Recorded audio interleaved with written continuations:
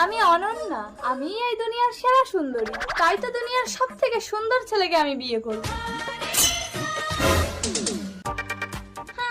রূপের অহংকারে তোর মাটিতে পা পড়ে না। আমি তোকে অভিশাপ দিচ্ছি, কালো কুৎসিত ছেলের সাথে তোর বিয়ে হবে।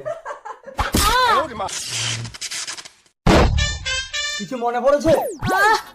ইস, আমার সারা গায়ে নোংরা লেগে গেল। তুমি আমাকে চিনতে পারছো না নলক? আগের জন্মের কথা। হেই হেই যা।